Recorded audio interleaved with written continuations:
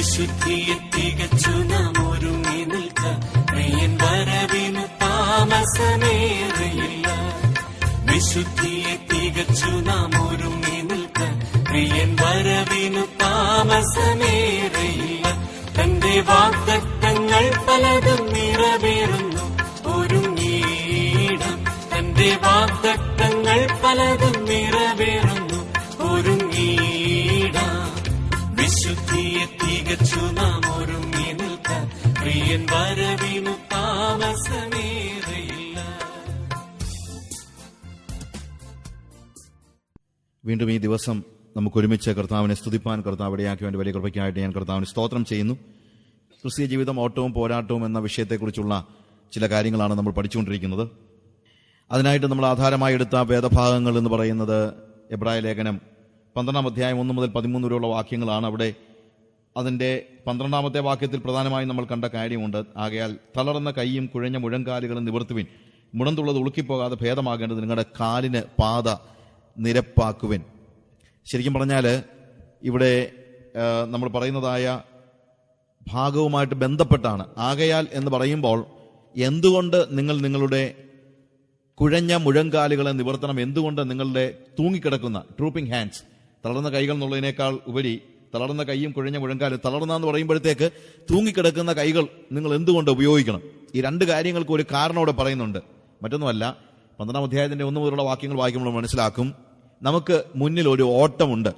വിശ്വാസത്തിന്റെ നായകനും പൂർത്തിവരുത്തുന്നതുമായ യേശുവിനെ നോക്കിക്കൊണ്ടുള്ള ഒരു ഓട്ടം. അങ്ങനെ ഒരു ഓട്ടം ഉള്ളത് കൊണ്ടാണ് നമ്മുടെ കാല്, നമ്മൾ ആ കുഴഞ്ഞ മുഴങ്കാല് നിവർത്തേണ്ടത്, സ്ട്രെങ്തൻ ചെയ്യേണ്ടത്. ശരിക്കും strengthen your weakness, lift your ട്രൂപ്പിംഗ് hands and straighten your crooked paths. നിങ്ങളുടെ വളഞ്ഞ വഴികൾ നേരെയാക്കുക. നമുക്കൊരു ഓട്ടമുള്ളത് കൊണ്ട് നമ്മളുടെ കാലുകൾ നമ്മൾ ശക്തീകരിക്കേണ്ടിയിരിക്കുന്നു. നമുക്കൊരു പോരാട്ടമുള്ളത് കൊണ്ട് നമ്മുടെ കൈകളെ നമ്മൾ കൂടുതൽ ബലവത്താക്കേണ്ടിയിരിക്കുന്നു. അതുപോലെ നമുക്ക് ഒരു ശത്രു ഉള്ളത് കൊണ്ട് നമ്മുടെ വഴികൾ വളഞ്ഞതാകാതെ നേരെ തന്നെ സൂക്ഷിക്കുവാനായിട്ട് നമ്മളെ ദൈവവചനം ഉത്സാഹിപ്പിക്കുകയാണ്. നമ്മളൊരു ഓട്ടക്കളത്തിലാണ്, നമ്മളൊരു പോരാട്ടക്കളത്തിലാണ്. നമ്മൾ ഓടുന്നത് വെറുതെ അങ്ങോട്ടും ഇങ്ങോട്ടും ഓടുകയല്ല. നമ്മൾ ചുമ്മാ ഇങ്ങനെ ലോകത്ത് ജീവിക്കുകയല്ല. നമ്മുടെ ജീവിതത്തിനൊരു ലക്ഷ്യമുണ്ട്, നമ്മുടെ ജീവിതത്തിനൊരു ടാർഗറ്റ് ഉണ്ട്. ആ ടാർഗറ്റിലേക്ക്, നമ്മുടെ ലക്ഷ്യസ്ഥാനത്തേക്കുള്ള ഒരു ഓട്ടമാണ്. ഒരുപക്ഷെ നമ്മൾ പറഞ്ഞേക്കാം നമ്മൾ സ്വർഗത്തിലേക്ക് ഓടുകയാണ്. ഒരു പരിധിവരെ ശരിയാണ്, ദാറ്റ്സ് എ ഫാക്ട്. എന്നാൽ ഒരു ക്രിസ്തീയ ജീവിതത്തിൽ നമ്മൾ പ്രവേശിച്ച് കഴിയുമ്പോൾ സ്വർഗത്തേക്കാൾ ഉപരിയായിട്ട് നമ്മുടെ ലക്ഷ്യം എന്ന് പറയുന്നത് യേശു ക്രിസ്തുവിനോട് നമ്മൾ അനുരൂപരായി തീരുക എന്നുള്ളതാണ്. അതുകൊണ്ട് ഇവിടെ ശിക്ഷണത്തെക്കുറിച്ച് ഇതേ വേദഭാഗത്ത് പറഞ്ഞിരിക്കുന്നത്, നമ്മുടെ സാധാരണ മാതാപിതാക്കൾ അവരുടെ ഇഷ്ടത്തിന് വേണ്ടി നമ്മളെ ശിക്ഷിക്കുന്നു, അല്ലെങ്കിൽ ശിക്ഷണം നടത്തുന്നു, ഡിസിപ്ലിൻ ചെയ്യുന്നു. എന്നാൽ എന്തുകൊണ്ടാണ് ദൈവം നമ്മളെ ശിക്ഷിക്കുന്നത് അല്ലെങ്കിൽ ശിക്ഷണം നടത്തുന്നതെന്ന് ചോദിക്കുന്നവർ പറഞ്ഞിരിക്കുന്ന ഉത്തരം, നാം അവന്റെ വിശുദ്ധി പ്രാപിക്കേണ്ടതിന്. ഡിസിപ്ലിനെ കുറിച്ച് നമ്മൾ വീണ്ടും പഠിക്കുന്നുണ്ട് ഇതേ വേദഭാഗത്ത് നിന്ന്. എന്നാൽ നാം എന്ത് ലക്ഷ്യം പ്രാപിക്കാനാണ് ദൈവം ആഗ്രഹിക്കുന്നതെന്ന് ചോദിച്ചാൽ, നാം അവനെ പോലെ ആകാൻ വേണ്ടിയാണ്. മനുഷ്യനെ ദൈവം സൃഷ്ടിച്ചതിന്റെ ഉദ്ദേശം അതാണ്. ദൈവത്തിന്റെ മനസ്സിലെ എല്ലാ കാലത്തുമുള്ള മോഹം അതാണ്. തന്റെ പുത്രന്റെ സ്വരൂപത്തോട് അനുരൂപരാകേണ്ടതിന് വേണ്ടിയാണ് അവൻ നമ്മളെ മുൻ നിശ്ചയിച്ചിരിക്കുന്നത്. We are predestined to be conformed to the image of his son. അവന്റെ പുത്രന്റെ സ്വരൂപത്തോട് അനുരൂപരാകേണ്ടത്. അവന്റെ പുത്രന്റെ സ്വരൂപം എന്ന് പറയുമ്പോൾ അത് അവന്റെ വിശുദ്ധിയാണ്. അല്ലാതെ അവനെ പോലെ മുടി വളർത്തി നടക്കുകയാണെന്നോ അല്ലെങ്കിൽ താടി വളർത്തി നടക്കുക എന്നുള്ളതല്ല അതിന്റെ അർത്ഥം. എന്താണ് അവനെ പോലെ ആവുക എന്ന് പറഞ്ഞു കഴിഞ്ഞാൽ, അവന്റെ വിശുദ്ധിയിൽ, അവന്റെ സ്വഭാവത്തിൽ, അവന്റെ സ്വഭാവം വിശുദ്ധിയാണ്. അവന്റെ സ്വഭാവത്തിൽ നമ്മൾ മുന്നേറേണ്ടത് ആവശ്യമാണ് എന്നുള്ളതാണ് നമ്മൾ കാണുന്നത്. അതുകൊണ്ട് നമ്മുടെ ലക്ഷ്യം നമുക്കൊരിക്കലും മറന്നു പോകാനായിട്ട് പാടില്ല. അതിനിടയ്ക്ക് ചെറിയ ചെറിയ ലക്ഷ്യങ്ങൾ ഉണ്ടാക്കി വെക്കരുത്. സ്പോർട്സ് കോട്ടായിൽ പോലീസിൽ ചേർന്ന പോലീസുകാരൻ കള്ളനെ പിടിക്കാൻ ഓടിയിട്ട് കുറച്ച് കഴിഞ്ഞപ്പോഴത്തേക്ക് ആ കള്ളനെ ഓടിത്തോപ്പിച്ചു എന്നുള്ള ഒരു സ്വാഭാവിക ലക്ഷ്യം പ്രാപിച്ചു കഴിഞ്ഞപ്പോൾ സന്തോഷത്തോടെ വീട്ടിൽ മടങ്ങി പോകുന്ന ഒരു സ്റ്റേജ് ഉണ്ടാകരുത്. എന്നതുപോലെ യേശു കർത്താവിന്റെ സ്വരൂപത്തോട് അനുരൂപരാവുക എന്ന ലക്ഷ്യത്തോടെയാണ് നമ്മൾ ഓടേണ്ടത്. അല്ലാതെ ചെറിയ ലക്ഷ്യങ്ങൾ അതിനിടയ്ക്ക് ഉണ്ടാക്കരുത്. ഞാനിവിടെ വന്നതിനൊരു ലക്ഷ്യമുണ്ട്. നമ്മെക്കുറിച്ചുള്ള ദൈവത്തിന്റെ ലക്ഷ്യം, ഉദ്ദേശ്യം, നമ്മളെക്കുറിച്ചുള്ള മോഹം എന്താണെന്ന് ചോദിച്ചാൽ, നാം അവന്റെ പുത്രന്റെ സ്വരൂപത്തോട് അനുരൂപരാവുക എന്നതാണ്. അതിൽ കുറഞ്ഞതൊന്നുമല്ല. അതുകൊണ്ട് അത് പ്രാപിക്കുന്നത് വരെ അതിനിടയ്ക്കുള്ള ലക്ഷ്യങ്ങൾ, ഒരു പക്ഷേ ഇതിനിടയ്ക്ക് നിങ്ങൾക്ക് ജോലി കിട്ടിയെന്നിരിക്കും, ദൈവം നിങ്ങളുടെ കടം മാറ്റിയെന്നിരിക്കും, ദൈവം നിങ്ങളുടെ രോഗം മാറ്റിയെന്നിരിക്കും. ഇതൊന്നും പക്ഷേ യേശുവിനെ പിൻപറ്റാനുള്ള നമ്മുടെ ലക്ഷ്യമല്ല, അല്ലെങ്കിൽ കാരണമല്ല. അതൊക്കെ ഒരു ഉപാധികളാണ്, യേശുവിനെ അറിയാനുള്ള ഉപാധികൾ മാത്രമാണ്. ഉപാധികളെ ലക്ഷ്യമായിട്ട് നമ്മൾ തെറ്റിദ്ധരിക്കരുത് എന്ന് നമ്മൾ ഇന്നലെ കാണുകയുണ്ടായി. നാം അവന്റെ വിശുദ്ധി പ്രാപിക്കും വരെയും അവന്റെ പിന്നാലെ പോകുക. ആ ഓട്ടത്തിൽ നമ്മൾ ഓടിക്കൊണ്ടേയിരിക്കുക. കാര്യം നമ്മുടെ ലക്ഷ്യം അവനെ പോലെ ആയിത്തീരുക എന്നുള്ളതാണ്. അവന്റെ വിശുദ്ധി എന്ന് പറയുന്നത്, ഞാൻ ഇന്നലെ പറഞ്ഞതുപോലെ ഒരു മതപരമായ വിശുദ്ധിയല്ല. അവന്റെ വിശുദ്ധി എന്ന് പറയുന്നത് സമൂഹം വിശുദ്ധമെന്ന് പറയുന്നതെല്ലാമല്ല. ഒരുപക്ഷെ സമൂഹത്തിന്റെ വിശുദ്ധി പ്രാപിക്കുക എന്ന് പറഞ്ഞാൽ ഈസിയാണ്. നമ്മളുടെ സമൂഹത്തിന്റെ അല്ലെങ്കിൽ സഭയുടെ വിശുദ്ധി പ്രാപിക്കുക എന്ന് പറഞ്ഞാൽ ഈസിയാണ്. നമ്മുടെ സഭ പറയുന്ന വിശുദ്ധിയൊക്കെ പ്രാപിക്കാൻ ഇത്ര വലിയ പ്രയാസമൊന്നുമില്ല. പക്ഷേ അവന്റെ വിശുദ്ധി എന്ന് പറയുന്നത് നമ്മുടെ സഭ പറയുന്ന വിശുദ്ധിയൊന്നുമല്ല, നമ്മുടെ സമൂഹം പറയുന്ന വിശുദ്ധിയല്ല, നമ്മുടെ സമുദായം പറയുന്ന വിശുദ്ധിയല്ല, നമ്മുടെ ചുറ്റുപാടുള്ളവർ പറയുന്ന വിശുദ്ധിയല്ല. മറ്റുള്ളവരൊക്കെ എന്നെ നല്ല വ്യക്തിയെന്ന് കണ്ടതുകൊണ്ടും വലിയ കാര്യമൊന്നുമില്ല. വേണമെങ്കിൽ മറ്റുള്ളവരുടെ മുമ്പിൽ ഒരു നല്ല വ്യക്തിയായിട്ട് അഭിനയിക്കാൻ എനിക്കൊരു പ്രയാസമില്ല. എൻ്റെ ഹൃദയത്തിൽ അകൃത്യം കരുതിക്കൊണ്ട് തന്നെ, ഇല്ലേ, എൻ്റെ ഹൃദയത്തിന്റെ ശുദ്ധി ഇല്ലാതെ തന്നെ എനിക്കൊരു പക്ഷേ ഒരാളെ കളിപ്പിക്കാനായിട്ട് പറ്റും. ആ ഒരു വിശുദ്ധി കൊണ്ട് അവന്റെ വിശുദ്ധിയെ നമ്മൾ പ്രാപിക്കുന്നില്ല. അവന്റെ വിശുദ്ധി എന്ന് പറഞ്ഞു കഴിഞ്ഞാൽ ഞാൻ ഇന്നലെ പറഞ്ഞതുപോലെ ഉപദേശ വിശുദ്ധി പോലുമല്ല. ഉപദേശ വിശുദ്ധി ആവശ്യമാണ്, പക്ഷേ ഉപദേശം, നല്ല ഉപദേശം ഞാൻ പിടിച്ചുകൊണ്ടിരിക്കുന്നു എന്ന് പറഞ്ഞുകൊണ്ട് നമ്മൾ അവന്റെ വിശുദ്ധി പ്രാപിക്കുന്നില്ല എന്നുള്ളത് നമ്മൾ ഓർക്കണം. നമ്മൾ എബ്രായ ലേഖനം 6-ാം അധ്യായത്തിൽ വായിച്ചതുപോലെ ഇതൊക്കെ മുട്ടിക്കല്ല് പോലെ വലിയ ഒരു ഒരു അടിസ്ഥാനം ഇട്ട് കഴിഞ്ഞാൽ അതിനകത്ത് പറക്കിടേണ്ട കാര്യങ്ങളാണ് നമ്മുടെ ഉപദേശം എന്നൊക്കെ പറയുന്നത്. ആ അടിസ്ഥാനത്തിൽ നമ്മൾ പണിയണമെന്നുള്ളതല്ലാതെ അടിസ്ഥാനം പണിതുകൊണ്ട് ഒരാൾക്ക് ഒരു വീട്ടിൽ താമസിക്കാൻ പറ്റത്തില്ല. അടിസ്ഥാനം പണിത് അതിന്റെ മുകളിൽ എന്ത് ചെയ്യണം? വീട് പണിയണം. ഇതുപോലെ ഉപദേശത്തിന്റെ വിശുദ്ധി ആവശ്യമാണ്, പക്ഷെ അതൊരു അടിസ്ഥാനം മാത്രമാണ്. അതുകൊണ്ടാണ് എബ്രായ ലേഖനകാരൻ എല്ലാ ഉപദേശത്തിന്റെയും പാരമ്യതയെക്കുറിച്ച് സംസാരിച്ചിട്ടുണ്ട്. സ്നാനങ്ങളെക്കുറിച്ചുള്ള ഉപദേശം, കൈവെപ്പ്, മരിച്ചവരുടെ പുനരുത്ഥാനം എന്ന് പറയാവുന്നതെല്ലാം പറഞ്ഞിട്ട് പറയാണ് എന്നിങ്ങനെയുള്ള അടിസ്ഥാനം പിന്നെയും വിടാതെ. നമുക്കൊക്കെ ആണെങ്കിൽ ഏറ്റവും ആത്യന്തികമായ കാര്യങ്ങൾ അതൊക്കെ. പക്ഷെ എബ്രായ ലേഖനകാരൻ പറയുന്നത് അതൊക്കെ എന്താണ്? എലിമെന്ററി തിങ്സ് എന്നാണ് പറയുന്നത്. വളരെ തുടക്കക്കാരന്റെ കാര്യങ്ങളാണ്. എന്നിങ്ങനെയുള്ള അടിസ്ഥാനം പിന്നെയും ഇടാതെ അവനെ കുറിച്ചുള്ള, ക്രിസ്തുവിനെ കുറിച്ചുള്ള കാര്യങ്ങൾ പിന്നെ പറഞ്ഞുകൊണ്ടിരിക്കാതെ അവന്റെ പരിജ്ഞാനത്തിൽ നമ്മൾ വളരാനായിട്ട്, ഇല്ലേ, അവന്റെ പരിജ്ഞാനത്തിൽ, അല്ലെ അവനെ അറിയുന്ന സ്റ്റേജിലേക്ക്, അവനെ കുറിച്ചുള്ള കാര്യങ്ങൾ വീണ്ടും പഠിച്ചുകൊണ്ടിരിക്കുകയല്ല, അവനെ അറിയുന്നതായ ഒരു സ്റ്റേജിലേക്ക് ഉള്ളൊരു വളർച്ച. അതിനുവേണ്ടിയാണ് നമ്മൾ ഈ ഓട്ടം ഓടുന്നത്, അവന്റെ വിശുദ്ധി പ്രാപിക്കേണ്ടതിന്. അവന്റെ വിശുദ്ധി നമ്മൾ അറിയണമെങ്കിൽ ഇന്ന് പറയാനായിട്ട് ഉദ്ദേശിക്കുന്ന പ്രധാനപ്പെട്ട കാര്യം അതാണ്. അവന്റെ വിശുദ്ധി നമ്മൾ പ്രാപിക്കണമെങ്കിൽ അവന്റെ വിശുദ്ധിയുടെ ഒരു കാഴ്ച നമുക്കുണ്ടാകണം. അവന്റെ വിശുദ്ധിയുടെ ഒരു തിരിച്ചറിവ് നമുക്കുണ്ടാകണം. നമ്മുടെ ഇന്നത്തെ പ്രശ്നം എന്ന് പറഞ്ഞു കഴിഞ്ഞാൽ യേശുവിന്റെ വിശുദ്ധിയെക്കുറിച്ച് ആരും സംസാരിക്കുന്നില്ല, അറിയുന്നില്ല, പറയുന്നില്ല, കേൾക്കുന്നില്ല. നമ്മളത് അറിയാത്തത് കൊണ്ട് നമ്മളൊക്കെ ചിന്തിച്ചിരിക്കുന്നത് എന്നാണെന്നറിയാമോ? നമ്മളൊക്കെ വിശുദ്ധരായി ജീവിക്കുകയാണെന്നാ. നമുക്ക് ഒത്തിരി സംതൃപ്തിയുണ്ട്. നമ്മൾ ചില സമയത്തെങ്കിലും യെശയ്യാ പ്രവാചകന്റെ പുസ്തകത്തിലെ 6-ാം അധ്യായം വായിക്കുന്ന ഒരു പതിവുണ്ടെന്ന് എനിക്കറിയാം. യെശയ്യാ പ്രവചനം 6-ാം അധ്യായം, അവിടെ നമ്മൾ കാണുന്നത് യെശയ്യാവ് ഒരു വലിയ ദർശനം കാണുകയാണ്. ദർശനമെന്ന് അവിടെ പറയുന്ന ഭാഗം നമ്മൾ വായിക്കുമ്പോൾ ശരിക്കും മനസ്സിലാകുന്നത് യെശയ്യാവിന്റെ ദർശനം നമ്മൾ ഉദ്ദേശിക്കുന്നതിൽ നിന്നും വ്യത്യസ്തമായ ഒരു ദർശനമാണ്. നമ്മൾ ചിന്തിക്കുന്നത് ദൈവത്തെ അവൻ ഉസിയ രാജാവ് മരിച്ച ആണ്ടിൽ കർത്താവ് ഉയർന്നും പൊങ്ങിയുള്ള സിംഹാസനത്തിൽ ഇരിക്കുന്നത് ഞാൻ കണ്ടു. നല്ലൊരു കാര്യമാണ്, ഒരു ദർശനം കണ്ടു. നമ്മളാണെങ്കിൽ പ്രൈസ് ദി ലോർഡ്, ദൈവം എനിക്ക് അങ്ങനെ ഒരു ദർശനം തന്നു, കർത്താവ് സിംഹാസനത്തിൽ ഇരിക്കുന്ന ഒരു ദർശനം ഞാൻ കണ്ടു, അല്ലെങ്കിൽ കർത്താവ് ക്രൂശിൽ കിടക്കുന്ന ഒരു ദർശനം ഞാൻ കണ്ടു എന്നൊക്കെ പറഞ്ഞ് 1000 അടുത്ത് പോയി സാക്ഷി പറഞ്ഞേനെ. പ്രിയമുള്ളവരെ, അതിനകത്തല്ല കാര്യം. അത് നിന്റെ ജീവിതത്തിൽ എന്ത് വ്യത്യാസം വരുത്തി എന്നുള്ളതാണ്. ഒരു സ്വപ്നം കണ്ടതോ, ഉണർന്നിരിക്കുമ്പോൾ ഒരു ദർശനം കാണുന്നതോ, കണ്ണടയ്ക്കുമ്പോൾ ഒരു വെളിപ്പാട് കാണുന്നതോ, നാട് നീളെ വിളിച്ചു കൂവി നടന്നത് കൊണ്ടൊന്നും അർത്ഥമൊന്നുമില്ല. അതല്ല വലിയ കാര്യം. അത് നമ്മുടെ ജീവിതത്തിന് എങ്ങനെ വ്യത്യാസം വരുത്തി, അത് നമ്മളാരും തിരക്കുന്നില്ല. ഈ സാക്ഷി പറയുന്ന ആളുകളെല്ലാം പറയുന്നത് എന്താണ്? ഞാനൊരു വലിയ ദർശനം കണ്ടു, ഞാൻ കർത്താവിന്റെ ദർശനം കണ്ടു, കർത്താവിന്റെ കൈകൾ, ആണിപ്പാടുള്ള കൈകളെ കണ്ടു. കൊള്ളാം, നല്ല കാര്യം. അതുകൊണ്ട് നിനക്കെന്താ വ്യത്യാസം ഉണ്ടായി? അതാ ചോദ്യം. വ്യത്യാസം ഉണ്ടായില്ലെങ്കിൽ ഈ ദർശനം കൊണ്ട് ഒരു പ്രയോജനമില്ല. യെശയ്യാവിന് വലിയൊരു ദർശനം ഉണ്ടായി. എന്താണ്? കർത്താവ് ഉയർന്നും പൊങ്ങിയുള്ള സിംഹാസനത്തിൽ ഇരിക്കുന്നത് അവൻ കണ്ടു. അതിനോട് ചേർന്ന് പറയുന്നതായ ഭാഗങ്ങൾ വായിക്കുമ്പോൾ അവൻ ദൈവത്തെ തിരിച്ചറിയുന്ന ഒരു പ്രധാനപ്പെട്ട കാര്യമുണ്ട്. നമ്മൾ ശ്രദ്ധിക്കാതെ പോകുന്നതായ ഒരു ഭാഗമാണ് അവിടെ എഴുതിയിരിക്കുകയാണ്. അവന്റെ വസ്ത്രത്തിന്റെ വിളുമ്പുകൾ മന്ദിരത്തെ നിറച്ചിരുന്നു, സറാഫുകൾ അവന് ചുറ്റും നിന്നു, ഓരോരുത്തൻ 6 ചിറകുണ്ടായിരുന്നു. 2 കൊണ്ട് അവർ മുഖം മൂടി, 2 കൊണ്ട് കാൽ മൂടി, 2 കൊണ്ട് പറന്നു. ഒരുത്തനോടൊരുത്തൻ സൈന്യങ്ങളുടെ യഹോവ പരിശുദ്ധൻ, പരിശുദ്ധൻ, പരിശുദ്ധൻ, സർവ്വഭൂമിയും അവന്റെ മഹത്വം കൊണ്ട് നിറഞ്ഞിരിക്കുന്നു എന്ന് ആർത്തു പറഞ്ഞു. അവന്റെ ദർശനത്തിന്റെ പ്രത്യേകത നോക്കുക. അവനതിന്റെ ഡീറ്റെയിൽസ് എല്ലാം ശ്രദ്ധിക്കുകയാണ്. അല്ലാതെ ഒരു ദർശനം കണ്ടപ്പോഴത്തേക്ക് കർത്താവേ സ്തോത്രം, കർത്താവേ നന്ദി, നമ്മളിതെല്ലാം കാണാതെ ഇവിടെ ചോദിച്ചിരിക്കുകയാണ് എന്ന് പറഞ്ഞുകൊണ്ട് നാളെ തൊട്ട് ഇത് കാര്യങ്ങൾ പറയല്ല. അവൻ നോക്കി എന്താ സംഭവിക്കുന്നത്. അവൻ ഉയർന്നും പൊങ്ങിയുമുള്ള സിംഹാസനത്തെ കണ്ടിട്ട് അതിനെക്കുറിച്ച് ഒത്തിരി ഡിസ്ക്രൈബ് ചെയ്യാൻ എനിക്ക് ആഗ്രഹമുണ്ട്, പക്ഷെ നമ്മുടെ സമയമില്ല. അതല്ല അതിനകത്തെ വിഷയം.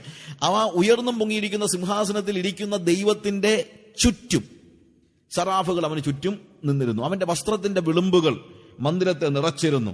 സറാഫുകൾ എന്ന് പറയുന്നത് ചെറിയ ജീവികളൊന്നുമല്ല, അവർ സ്വർഗീയ ജീവികളാണ്, ശക്തന്മാരായ ആളുകൾ. ഈ ശക്തന്മാരായ ആളുകൾക്ക് 6 ചിറകുണ്ടായിരുന്നു. ഓരോ സെറാഫിനും 6 ചിറകുണ്ടായിരുന്നു. അവർ 2 കൊണ്ട് മുഖം മറച്ചു, 2 കൊണ്ട് ദേഹം മറച്ചു, 2 കൊണ്ട് പറന്നു. എന്താ ഇവരിങ്ങനെ ചെയ്യാൻ കാര്യം? എന്തിനിവർ മുഖം മറച്ചത്? എന്തുകൊണ്ട് ഇവർ ദേഹം മറച്ചത്? എന്തുകൊണ്ടാണ് ഇവർ പറന്നത്? അതിന് കാരണമുണ്ട്. ഈ സറാഫുകൾക്ക് മഹത്വവാനായ ദൈവത്തിന്റെ മുഖത്തേക്ക് നോക്കാൻ കഴിയുന്നില്ല. ഉദിച്ചു നിൽക്കുന്ന സൂര്യൻ, നട്ടുച്ചയ്ക്ക് നമ്മളൊരു സൂര്യനെ കാണാൻ കഴിയുന്നില്ലെങ്കിൽ സൂര്യന്മാരെ, കോടാനുകോടി സൂര്യന്മാരെ സൃഷ്ടിച്ച ദൈവത്തിന്റെ മുഖത്തേക്ക് നോക്കാൻ സറാഫുകൾക്ക് പോലും കഴിയത്തില്ല. അപ്പോൾ അവർക്ക് ദൈവത്തിന്റെ മുഖത്തേക്ക് നോക്കാൻ കഴിയാതെ വണ്ണം അവര് മുഖം മറച്ചിരിക്കുന്നു. ദൈവത്തിന്റെ അടുത്തേക്ക് ചെല്ലാൻ കഴിയാതെ വണ്ണം അവര് ദേഹം മറച്ചിരിക്കുന്നു.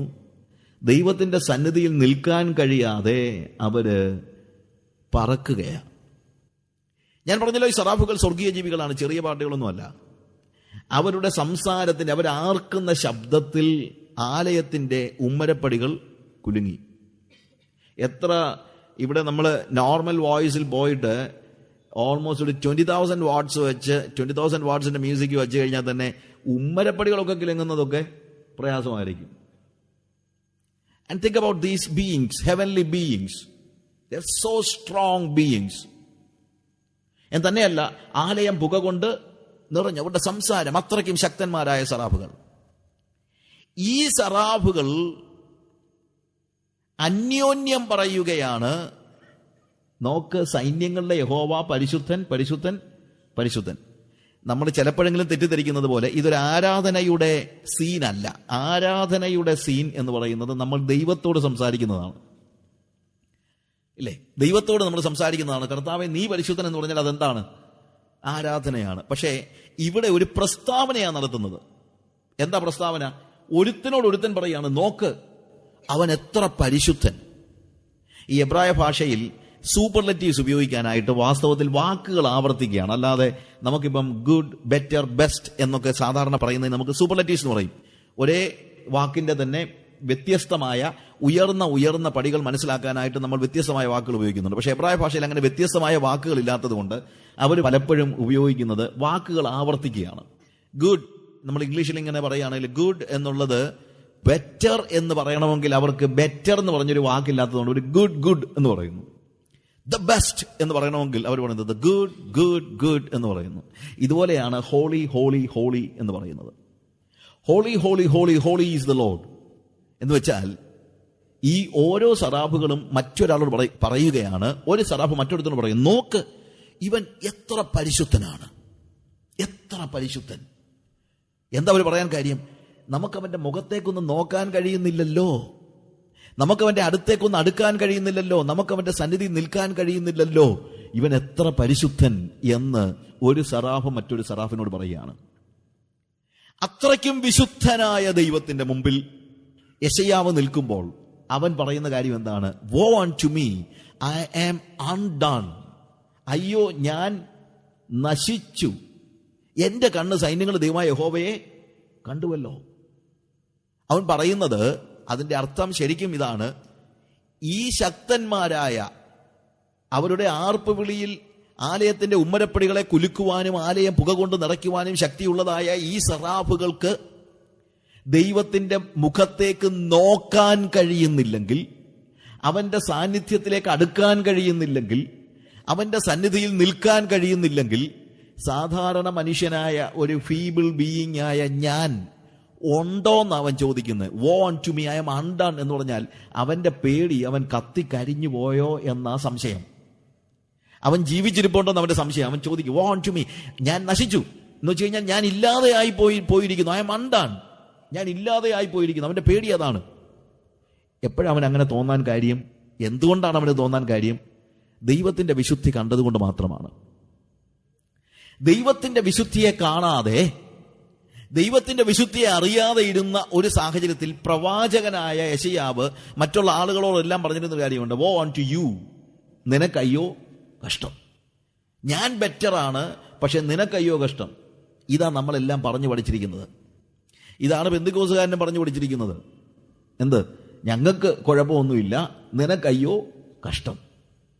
എന്നാൽ ശരിയായ ഒരു ദൈവദർശനമുണ്ടാകുമ്പോൾ, സ്വർഗീയ ദർശനമുണ്ടാകുമ്പോൾ, ദൈവത്തിന്റെ ഒരു കാഴ്ച നമ്മൾ കാണുമ്പോൾ, അവന്റെ വിശുദ്ധിയുടെ മുമ്പിൽ ഒന്ന് നിൽക്കാൻ കഴിഞ്ഞാൽ, അവന്റെ വിശുദ്ധിയുടെ ഒരു ചെറിയ ദർശനത്തിന്റെ ഒരു സ്പർശനം ഉണ്ടായി കഴിയുമ്പോൾ, നമ്മളോട് തന്നെ പറയുന്നൊരു കാര്യമുണ്ട്, woe unto me, I am undone. എനിക്ക് അവന്റെ മുമ്പിൽ നിൽക്കാൻ കഴിയുന്നില്ല. പ്രിയമുള്ളവരെ, ഇന്ന് നമുക്ക് അത്യന്താപേക്ഷിതമായിരിക്കുന്ന ഒരു കാര്യം എന്ന് പറയുന്നത് അവന്റെ വിശുദ്ധിയെക്കുറിച്ചുള്ള ഒരു ദർശനമാണ്, ഒരു ദൈവ ദർശനമാണ്, ഒരു ദൈവികമായ ദർശനം. കർത്താവിനെ കണ്ടുമുട്ടുന്ന ഒരു അനുഭവം, വ്യക്തിപരമായി കർത്താവിനെ കണ്ടുമുട്ടുന്ന ഒരു അനുഭവം. അത് പലപ്പോഴും ഇല്ലാതെ പോയതുകൊണ്ടാണ് ഈ പ്രശ്നങ്ങളെല്ലാം ഉണ്ടാകുന്നത്. അതുണ്ടാവുന്നവർക്ക് മാത്രമേ ദൈവത്തെ അനുഗമിക്കുവാനും അനുസരിക്കുവാനും അനുഭവിക്കുവാനും കഴിയത്തുള്ളൂ.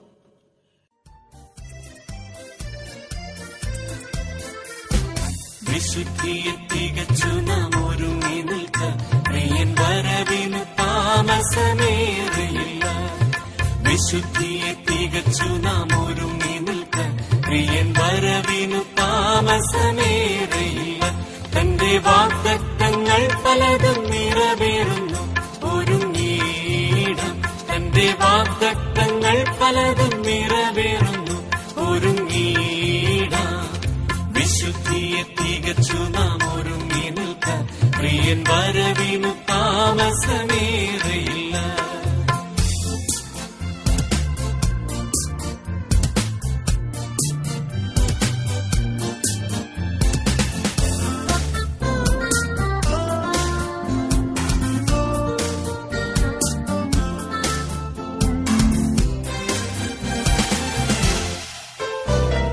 യുദ്ധങ്ങൾ, ക്ഷാമങ്ങൾ, ഭൂകമ്പം, പല വ്യാധികളാൽ ജനം നശിച്ചിടുന്നു. യുദ്ധങ്ങൾ, ക്ഷാമങ്ങൾ, ഭൂകമ്പം, പല വ്യാധികളാൽ ജനം നശിച്ചിടുന്നു. രാജ്യങ്ങളോടെടുത്തു തുടങ്ങിയല്ലോ, ഒരുങ്ങിയിടാം. രാജ്യങ്ങളോടെടുത്തു തുടങ്ങിയല്ലോ, ഒരുങ്ങിയിടാം. വിശുദ്ധിയെ തികച്ചു നാം ഒരുങ്ങി നിൽക്കാൻ, പ്രിയൻ വരവിന് താമസമേറെയില്ല.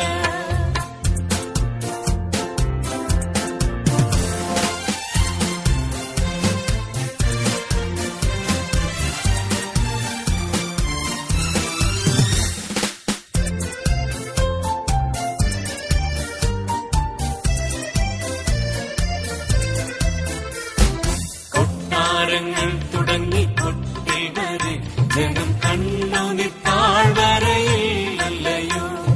കൊട്ടാരങ്ങൾ തുടങ്ങി കൊട്ടിൽ വരെ ജനം കണ്ണുനീർ താഴ്വരയില്ലയോ. ഒരു സ്വസ്ഥതയുമില്ല മനുഷ്യർക്ക്, ഒരുങ്ങിയിടാം. ഒരു സ്വസ്ഥതയുമില്ല മനുഷ്യർക്ക്, ഒരുങ്ങിയിടാം. വിശുദ്ധിയെ തികച്ചു നാം ഒരുങ്ങി നിൽക്കാൻ, പ്രിയൻ വരവിന് താമസമേറെയില്ല.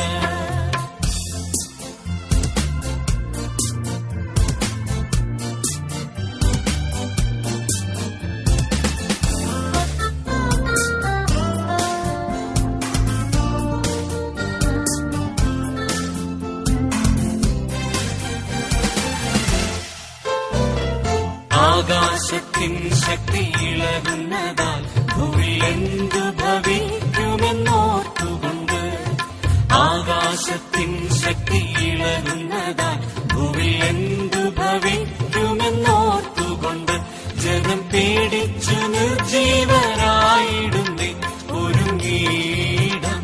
ജനം പേടിച്ചു നിർജീവരായിടുന്നേ, ഒരുങ്ങിയിടാം.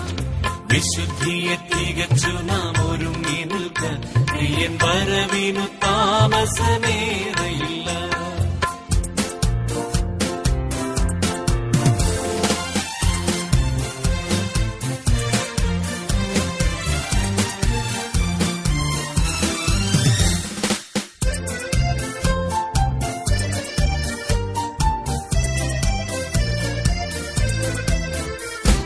ബുദ്ധിമാന്മാർ പലർ വീണിടുന്നേ, ദൈവശക്തി ത്യജിച്ചവരോടിടുന്നു. ബുദ്ധിമാന്മാർ പലർ വീണിടുന്നേ, ദൈവശക്തി ത്യജിച്ചവരോടിടുന്നു. ലോകമോഹങ്ങൾക്കധീനരായി തീരുന്നതാൽ ഒരുങ്ങീടാം. ലോകമോഹങ്ങൾക്കധീനരായി തീരുന്നതാൽ ഒരുങ്ങീടാം. വിശുദ്ധിയെ തികച്ചു നാം ഒരുങ്ങി നിൽക്കാൻ പ്രിയൻ വരവിന് താമസമേറെയില്ല.